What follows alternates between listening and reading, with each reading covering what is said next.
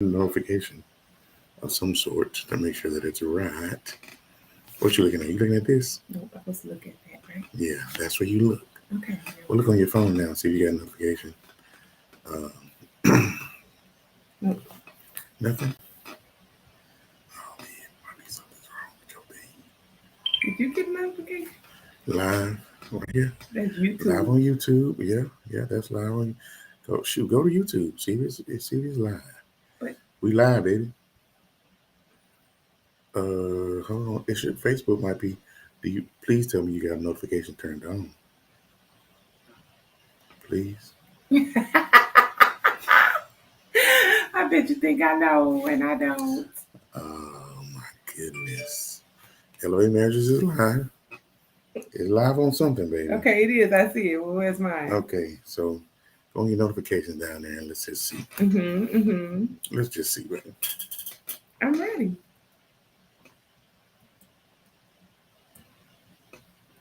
Are you looking? There's no notification. Remember that marriage? You said there's it turned on. I can't see that part. Just go. Can you just go to the page? See if you see anything on there. Anything? Y'all bear with us, folks. Bear with us. I know there's a couple of you on. I bet you think I know and I don't. Okay. Really? I was just making sure it was there. Well, we thank you anyways, those of you that are live Yes. with us today. We popping in here doing something a little different. Bear with your boy. Can you, here's what I'm going to do.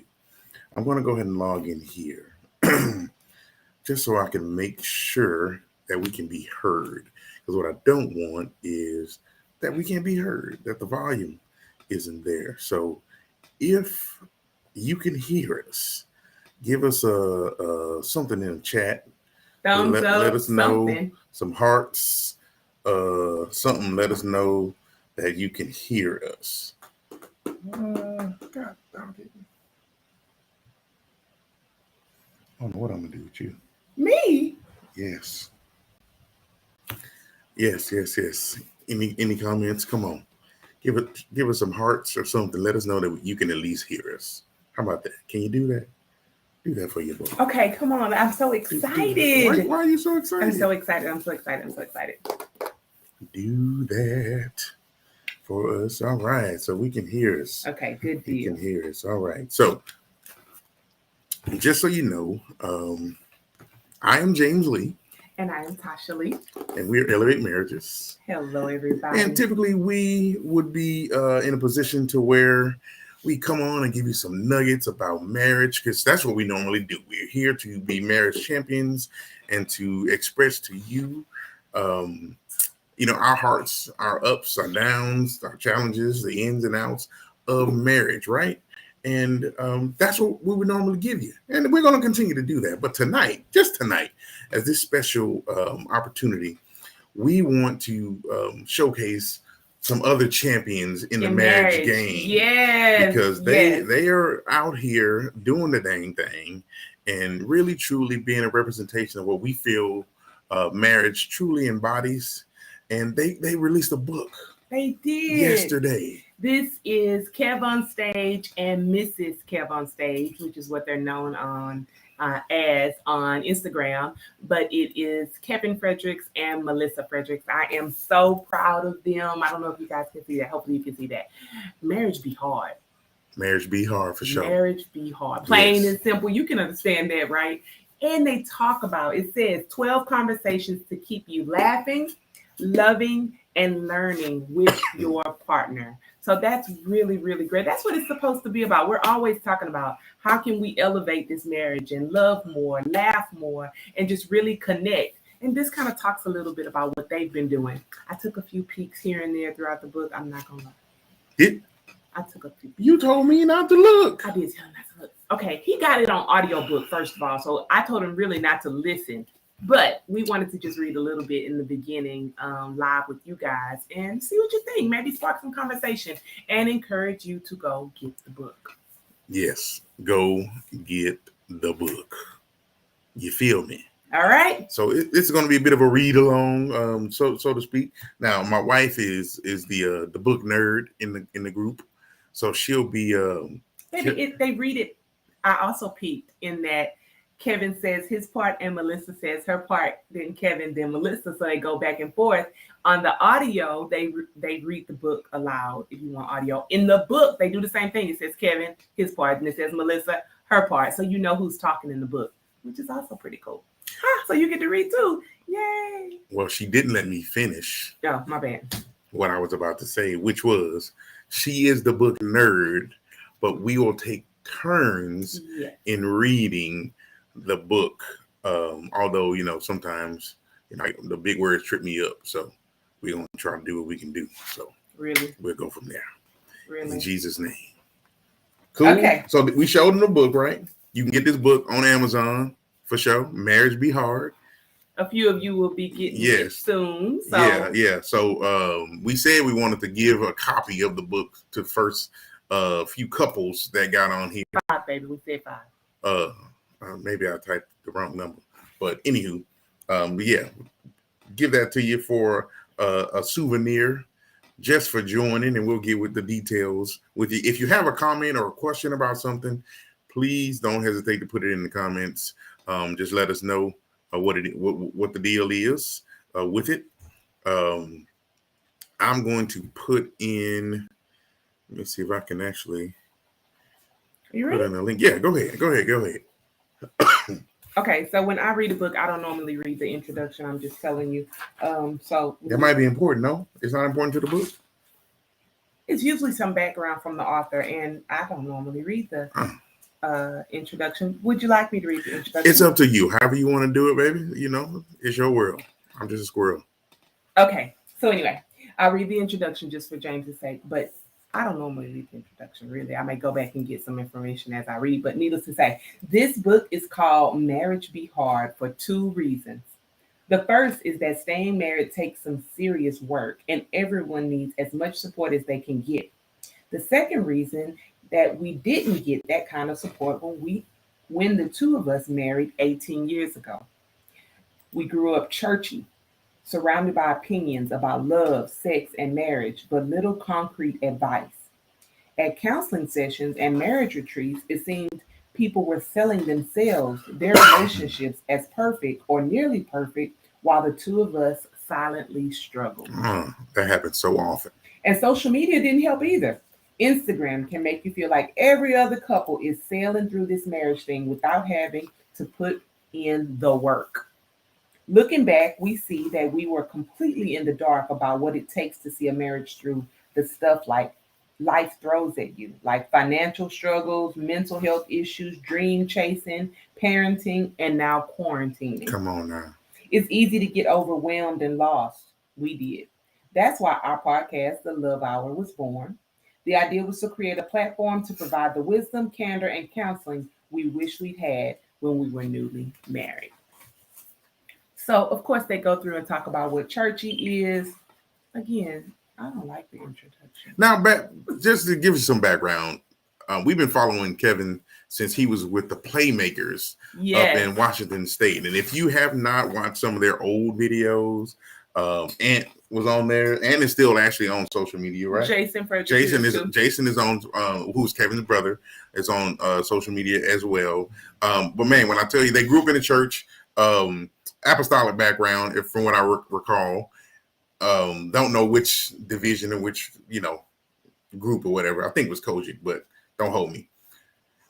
They would do little shorts and videos about things that happen in church, and it was so relatable to us. Just kind of seeing it going on, it was just funny. And he's moved since then with the kids and his wife from the Seattle or Washington State area to LA, and created his own studio and the Love Hour. And of course, now we got the book. Melissa left her full-time job to support his creativity. Yes. She is doing amazing things with fashion, makeup. She is just so amazing. And, it's hard to sit next to someone who is always funny.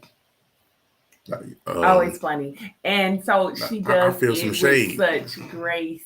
and elegance that I am just so impressed with her that I just really like her a lot. I like Kev too, no doubt, but Melissa just wows me every time. So anyway, the first chapter is called Expectations Be Hard.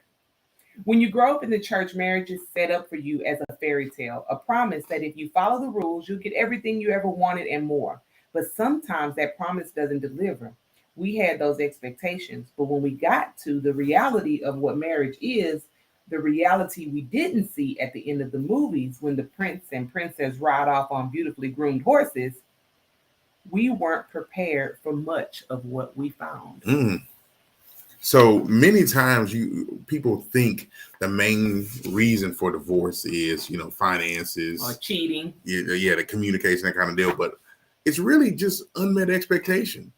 I mean, you come from two different worlds and you just expect something different and no one brings it up. Nobody talks about it. And before you know it, you ain't married no more. Don't mess it up. They may talk about it. Anywho, Kevin, I'll never forget the first time I saw Melissa. It felt like the beginning of a fairy tale. I'm not going to lie. It was August 1999. Okay. That's what we got. The first day of 11th grade. And I walked into Miss Chapman's U.S. history class. There was Melissa sitting in the fourth row. And she was the most beautiful person in the classroom. Not only was she gorgeous, but she was talking to 3 or 4 other people and commanding the conversation. Everyone looked gripped by whatever she was saying. I took a seat in the fourth row, as close to her as possible, and sat there thinking about how to approach her. All of a sudden, I received a tap on my shoulder. The young gentleman behind me, in his braids and glasses, handed me a note and asked me to pass it to the girl 2 seats over. I thought, oh no, he likes her too? But she gave that folded piece of paper a cursory glance and put it down without even reading it. I took it to mean I had a chance.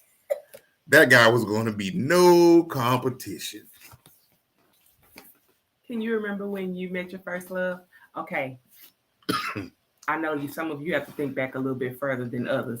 But still, do you remember? I'm not asking you to say no names because I don't want nobody to get in no trouble. But can you remember when you met your spouse? Your spouse, the first time you laid eyes on your spouse. If you can remember, let us know in the chat. Thumbs up, or yes, I can remember. Yes. Or where you were. There you go. Where you were. Where you were. All right. Share this, by the way. If you're on YouTube or Facebook, share this with somebody to bring them in. Bring in the crowd.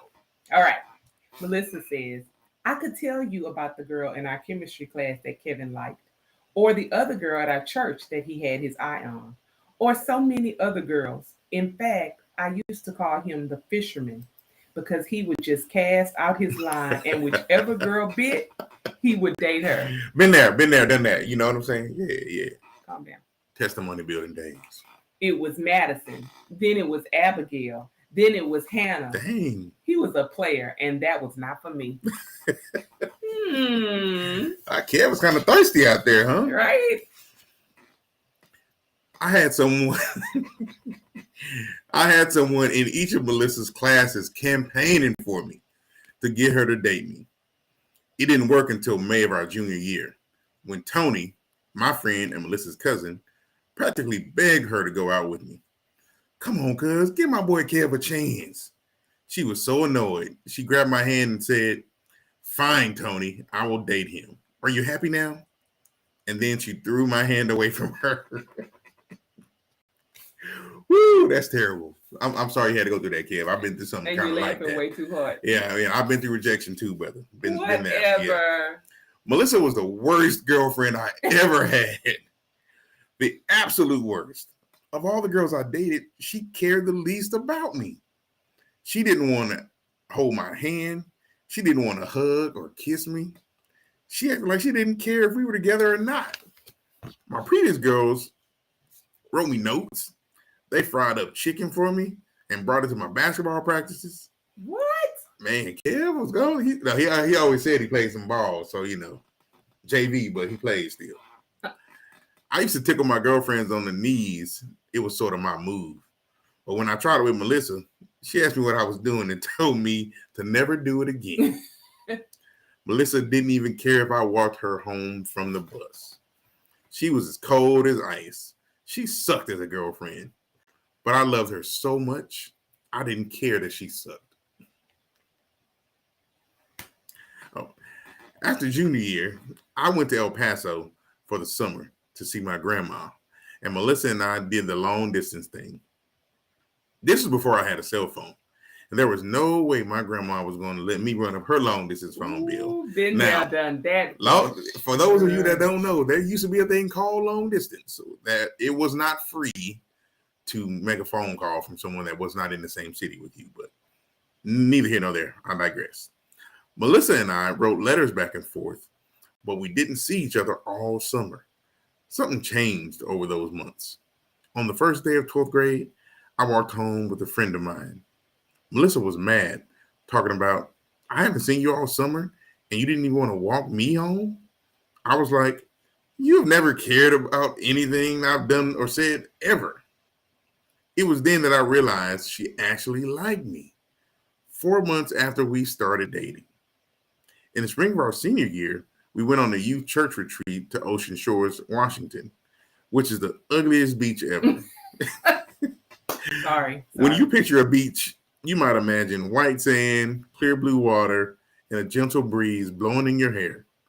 Ocean Shores was the opposite. All rocks, muddy water, and cold, harsh wind. We were sitting together on the church van, and Fred Hammond's Thank You, Lord was playing. I was overcome with emotion, and I said to Melissa, I'm thankful to Jesus for you, and I love you. Aww. To my great surprise, she said it back. That was so sweet. That is. That boy got an unction of the Holy Spirit. Melissa says, I was not playing hard to get. I was hard to get. I know that's right. I finally warmed up in 12th grade. I realized I was being stubborn and difficult for no reason. I asked myself, what more does this guy have to prove? He was a good person, and I knew that. We dated through senior year, and Kev followed me to college at the University of Washington. On Easter Sunday, 2003, our sophomore year, we were all in church. Kev got up in front of the packed pews and started talking about how important God's sacrifice was, that the church was the bride of Christ. I wasn't sure of his point, but there was something about how the ring is a symbol of a union, like the cross is the symbol of the Lord. He was going on and on about the commitment to love and God's commitment to us. Then he asked me to go up and stand with him in front of the 112 people packed into that church. Next thing I knew, my two sisters and two friends walked in, each holding a poster board. One by one, they turned their poster board around, revealing a word at a time. Will you marry me? Oh. And me. And the me sign had a drawing of two rings. I had no idea it was coming. In fact, the day before Easter, I went shopping with my mom and our church's first lady, and they were pushing me to buy a new outfit for Easter. I was like, first of all, it's Easter. Why are we worried about a new outfit? That's the problem with the world today. Too many people think Easter is about the outfit. I don't really care. Not a clue. I'm actually angry that they didn't force me to buy something that day, or at least make me choose something prettier out of my closet. I ended up wearing a long sleeve tunic with an attached cape.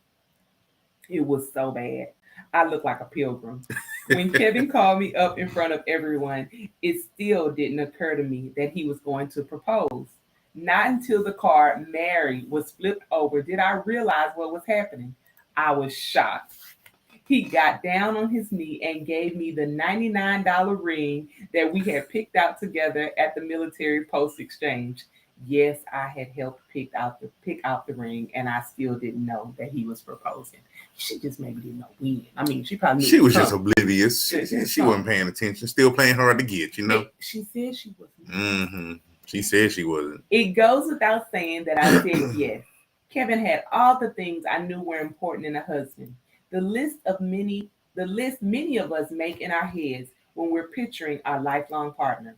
Now listen, I'm not talking about superficial stuff like tall, dark, and handsome. I didn't care about Kevin's career path or family money. I'm talking about the morals, values, and character that make men who they are. Even at 20 years old, I knew that those were the non negotiables that carry a relationship in conflict and hard times. Here are the non negotiables we had back when we first started out. Melissa's non negotiables were he had to be a Christian, have respect for family, and good grades. I'll give you Kevin's because James is typing. He says she has to be a Christian, get along with his family, and would make a good mother. Obviously, each of us determined that the other had all the vital attributes that made for a perfect life partner, so we agreed to make the vows. We got married on June 26, 2004, at a church on Martin Luther King Jr. Way in Tacoma, Washington. For reference, anything that was on K Street or MLK Street, MLK Jr. Way, was in the hood. I had a moment alone in the limo before entering the church. I looked out the window at the beautiful day. Sunny days are rare in Tacoma, even in June. And I saw all these people walking in and thought, oh my God, all these people are here for me. And I'm about to get married. I was nervous and scared about entering this lifelong commitment. But seeing all these people from my family, from high school, from college, and from my church filled me with an overwhelming sense of love and support. For us kids who grew up saved, marriage is a whole lot different than dating. When you're dating, you basically spend all your time trying not to have sex.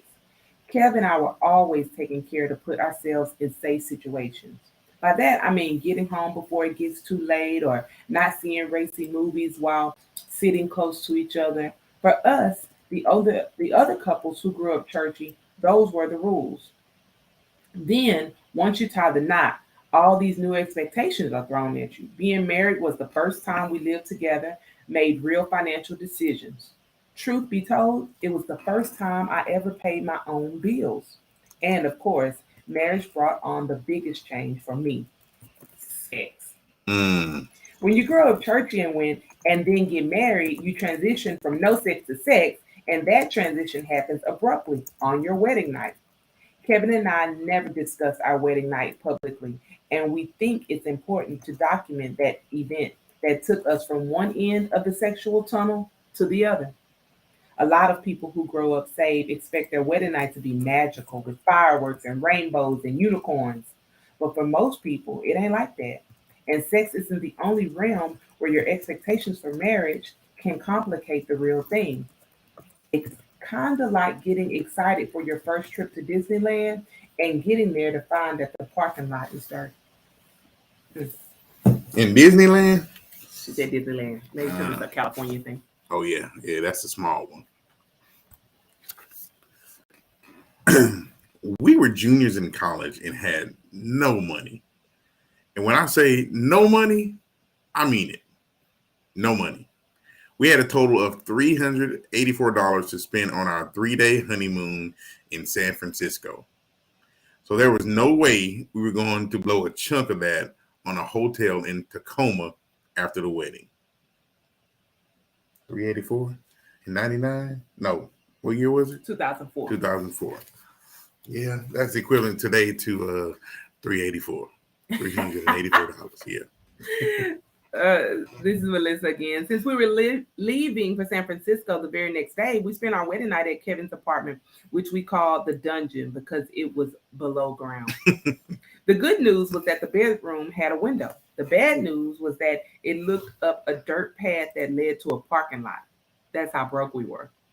While I wish I could say I had huge expectations for the magic of wedding night sex, the truth is that my good girl vision of myself didn't allow me to anticipate sex at all. In my family's church, it was made clear that boys will be boys.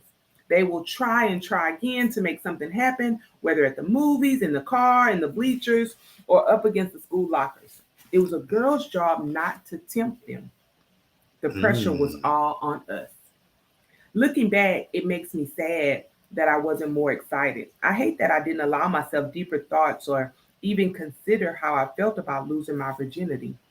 I mean, here was the night I was finally allowed to have sex free of condemnation, and I had been conditioned not to even think about it. That kind of curiosity was still against the rules. The only preparation I allowed myself was purchasing some sexy lingerie. Uh-oh. Come on now. Suki, suki.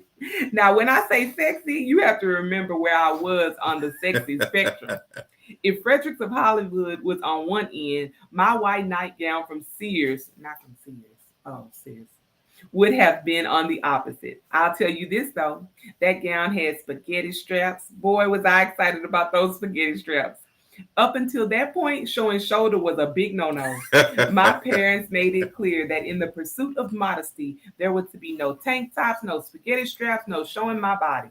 Therefore, my only criterion for wedding night lingerie was that my shoulders be bare.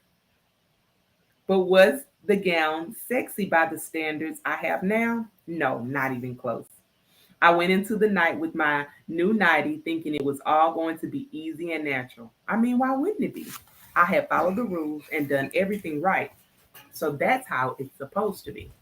Of course, he gets up when it's his turn, right? No, keep on, keep on, keep on. So now I'm going to read Kev's part, right? Okay. Let me tell you about my apartment, the dungeon. Thinking about the place now, I recognize that it was terrible. But at the time, it was nice by comparison because a lot of people I knew lived in far worse places. My apartment was 5 minutes from the mall and it had a covered, assigned parking spot. I had friends who lived in an area of Washington called Chocolate City, which was the hood, an endless stream of loud music and gunshots. I felt pretty good about myself having my own place near the mall and specifically not in Chocolate City.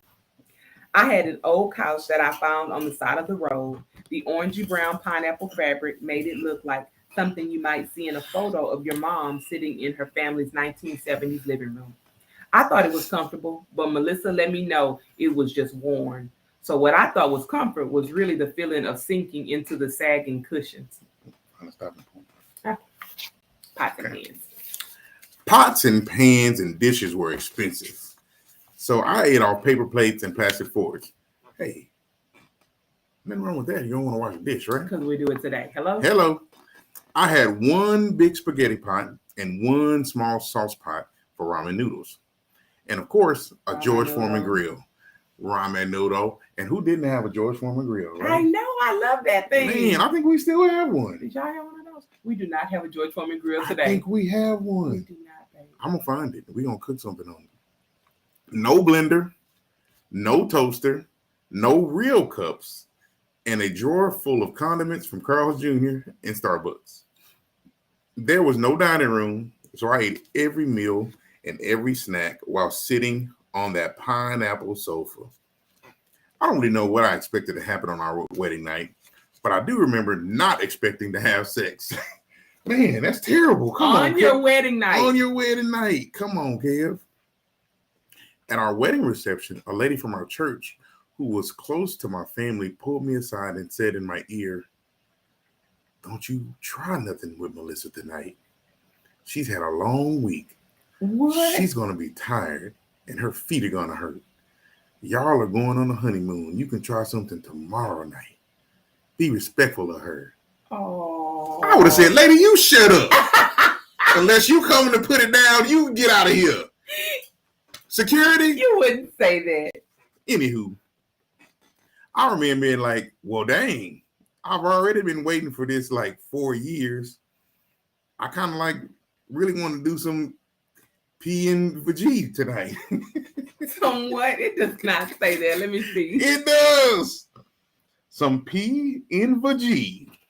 That's exactly what it says. But if I held out this long, I can hold out one more night, especially if I'm going to come across insensitive. But much to my surprise, Melissa was the one who initiated sex. I was shocked when Melissa came out of the bathroom in that Sears nightgown. Woo! I had never seen her in anything sexy. I mean, shoulders? Shoulders? Shoulders? What? For her, it was a lot. So here I was with zero expectations. And then to my very pleasant surprise, we had sex on our wedding night. Just once, but once was more than I had in my mind, so it was a gift. And then on our 3-night honeymoon in San Francisco, we did it a whole bunch more. I was beyond ecstatic. I was like, well, that was fantastic. I got me a little horny kitten. This is going to be great. My wife was a sexual being, and I was the beneficiary of it. This is great, I thought. This is what it's going to be like forever. That's why you hit the mic with your silly self. Give me that book. Woo, man.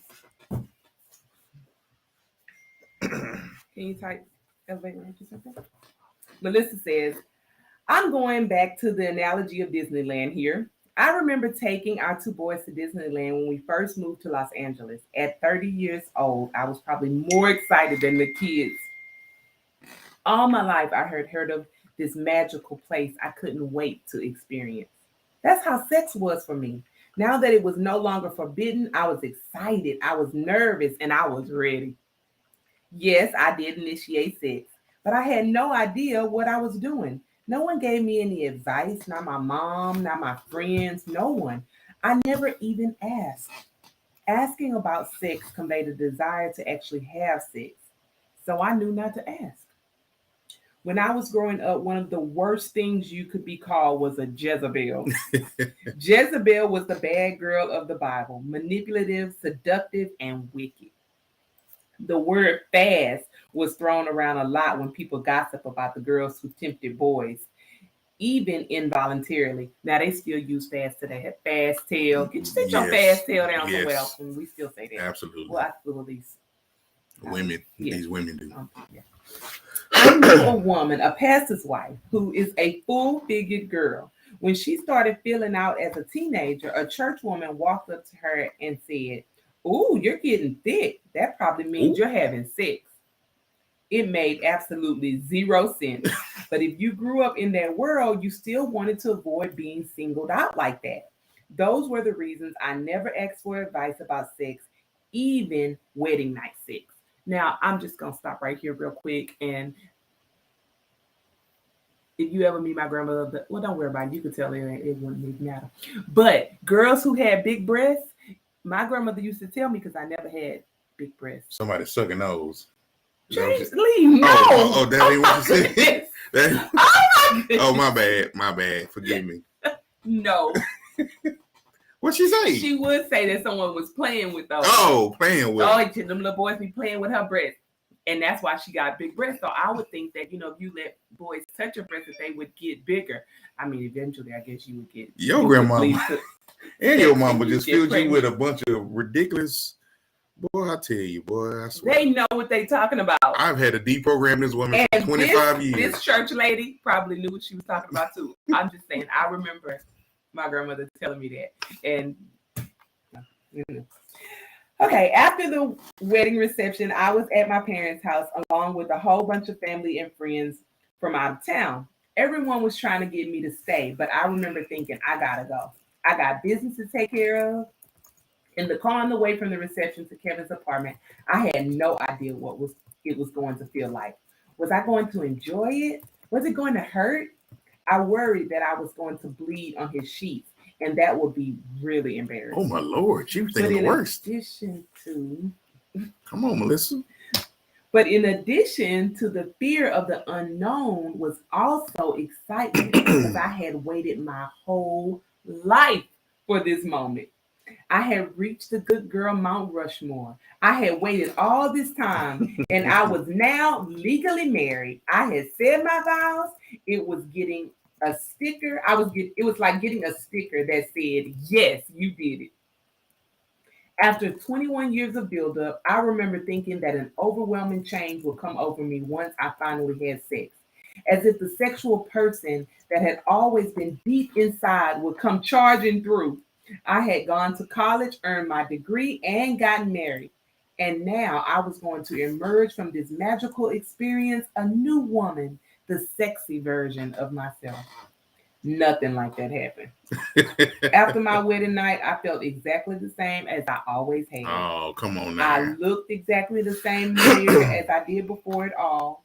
It goes back to the promise. I waited. I didn't have sex. I didn't think about sex. And I did as I was told. Where was the magic? The other piece of information that would have been useful is that sex is messy, it's awkward, and you're just not good at it right away.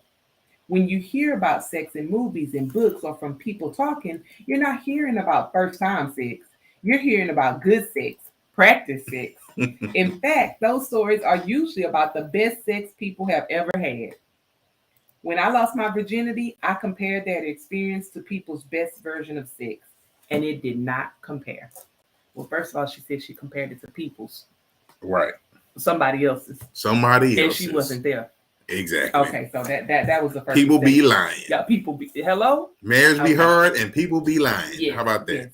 Okay. Sorry, Melissa. Okay, to be clear, it was less about the experience itself and more about how I expected the experience to impact me. I had identified myself as a Christian.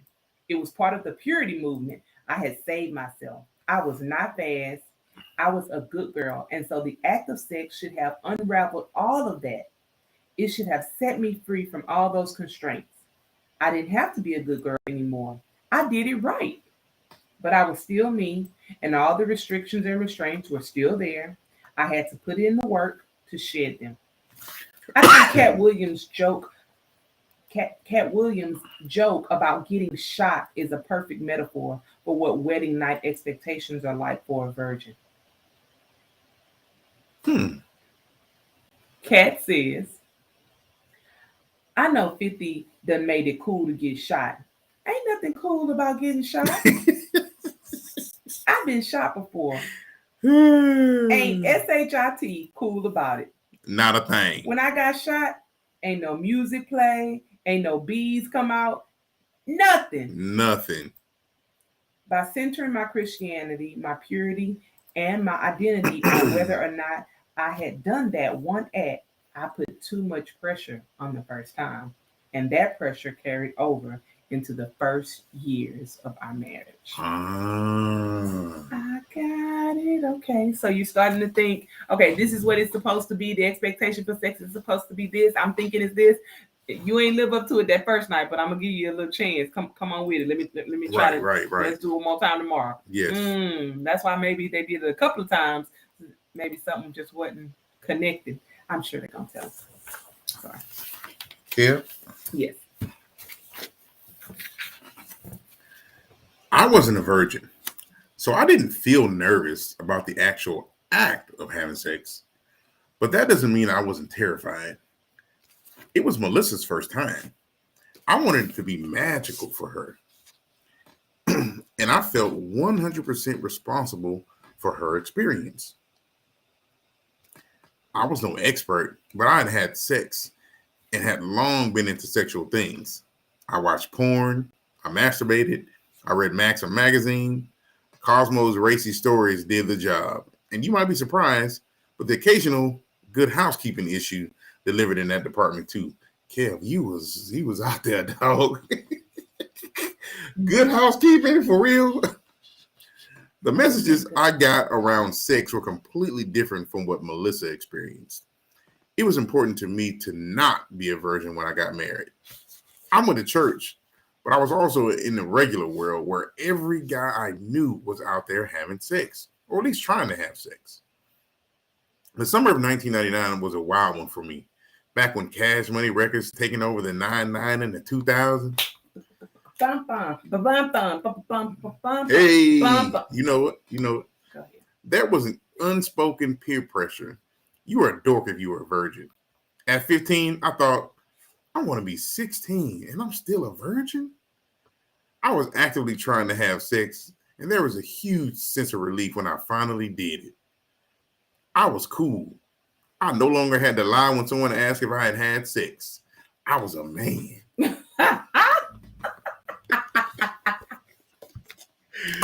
Oh my goodness. How deluded was he? Oh my Lord. But that is the expectation that guys have, right? Yeah, unfortunately. Yeah, women, girls are, oh, you fast tail, you this, that, and the third. Yeah. But guys, you have reach the mountaintop. It's the pinnacle. Yeah. Unfortunately. On our wedding night, I went from nervous to excited to relieved. After it happened, I thought, this is what it feels like to have sex with someone you love. This is what guilt-free, no condemnation. I don't care if she gets pregnant. I would be ecstatic to have kids with her sex feels like. It was cage-free, organic, non-GMO, no MSG, whole food sex. Baby, does this say no MSG? Now, you think I'm making up stuff? Yes, I think you adding too. No preservatives. Every time I had done it before, I would go to church the next day convinced that the pastor knew about it. If the rapture happened before I had time to repent, I'd be left on earth with all the other sinners. But that first time with Melissa just felt different. I loved her so much, and we'd been celibate for the 4 years we were together. There was a sense of pride in that. This is what it was supposed to feel like. Afterwards, I slept like a baby in a bassinet. There's no sex like married sex. Amen. Amen. Somebody put amen in the chat if you understand. If you even understand that a little bit. Yes. Just there's no sex like married sex. I don't care who wants to tell you about it, who wants to. I don't care how wild and crazy the singles tell you. Nope. There's no comparison. And married sex with someone, as he put it, that you love, uninhibited, unfiltered, no preservative, no MSG, as he said that. Sex. And that you're connected with, and that you work on being connected with on a daily basis, so that you build the build up to the sex is amazing. We talked about that before. That's what it's about. That's where it's at. That's what you want. It's the best gift that the Lord gave us in the marriage unit. Sheesh. All right, you ready? I'm ready. Go ahead, baby. The shame about sex wasn't present on our wedding night or even on our honeymoon. After all, that was vacation sex, which I list as one of my most sensitive accelerators in chapter 3. Sex be hard. For many people, the honeymoon is their first foray into vacation sex. And in my experience, it kind of set me up for the okie doke. When you return from your honeymoon, you come down from the high and you are back in real life with work and school and all the adjustments those things entail. Kevin and I had to get used to each other as roommates, which wasn't as trivial as it sounds. Just becoming accustomed to each other's habits and quirks was an adjustment. Kevin used to put leftover soda from fast food restaurants in the fridge. I'm talking plastic cups with lids and straws lined up in my refrigerator shelf, sitting there waiting to get flat. Who does that? Similarly, learning that I had idiosyncrasies that were annoying to him was a revelation. Who, me? Starting your life together is not like riding on the perfect horse or the perfect castle. Quite the opposite, actually. It's when the work begins. It's when you figure out how to be married, how to live together, how to make your relationship a priority, how to be vulnerable with each other for optimal communication. From that day forward, you need to be intentional. Oh my goodness. Be intentional. Be intentional. We say that all the time. If you follow us, you know we're always talking about that. Being intentional. Right. About how you operate as a married couple. You need to be deliberate about getting the happily ever after, not just in the bedroom, but everywhere. And the thing about it, this is speaking from, of course, experience. If you get the happily ever after and you work for the happily ever after outside the bedroom with all your clothes on, when you start taking them off and you get in the bedroom, Come on now. Okay, turn to your neighbors. I'm just saying. Relationship check-in. I guess they're going to do this. Oh, yeah, let's do it. Throughout this book, we recommend having regular relationship check-ins with your partner. We find these check-ins to be highly productive for us, and we use them regularly to discuss looming issues, as well as annoying little details. You'll find them at the end of each chapter, and we suggest you use them to keep the conversation between you and your spouse frequent and deliberate. Here's the assignment for your first relationship check in. What assumptions did you bring into your marriage? If you want to share them in the chat, feel free. But most importantly, we want you to turn to your spouse and ask them, what assumptions did you bring into the marriage? What did you think this was going to be about? The next one, has your marriage lived up to your expectations? If you follow us at all, sometimes the answer is no. Yeah. Because I didn't even tell him my expectations, or he didn't even tell me his expectations. Absolutely. But it can start today. Never it can too start late. Today. That's right. And what about your marriage is better and more satisfying than you ever thought possible? Oh, that's a good one. Go ahead. You can answer. Those are good questions. What about your marriage is better and more satisfying than you ever thought? I think the everyday connection, the growing connection, and the desire to want to connect again and again and again. You see marriages portrayed on television. And shoot, even in some of our families where, they just together, they just married. Oh, Uncle Louis and Irene been married for 49 years, 67 years, but they sleep in different bedrooms. They go on different vacations together. If they go, say I love you. They don't go. They go to different churches. I mean, just everything. But they married though. They're married, and quite frankly, that's not an existence that I want. I want to do. I can't spend enough time with this woman. And that's just kind of, now I do take my trips and I go do what we go and do, but we're intentional in doing that, but we spend the time together as well to travel. So it's not like it's missed, but that part for me, it doesn't get old. It does not get old. So we gave you the first chapter. That's what that was today. The next chapter is a little more lengthy, but we'd love to be able to read through it and talk to you about it and get your thoughts on it. We can meet here next Thursday at 8. Yeah, we're gonna try to do it again. It's not a very long book all. Not a very long book. And if you haven't gotten the copy, I put you can actually get it on Amazon. It's less than $20 on it. You'll be supporting the Fredericks family and his new studios because he employs quite a few people. And, they're doing a good job, and he puts out good content. It is, now he's a Christian, but he's not a Christian comedian, just so you know. So if you look at some of the stuff, you're like, oh, why are y'all suggesting this guy? He is a Christian. So he always says that, but he, just like everyone else in the world, you work with people in the world, love the world, whatever. So he's kind of the light amongst them, and he's kind of brought people together and given opportunities for a lot of folks. So I think he'll be blessed heavily for what he's been able to do and what to put out there. And not more importantly, but for me, it is what they put out there about marriage. Right. This marriage be hard. Of course, we haven't read the whole book, but we know that it is.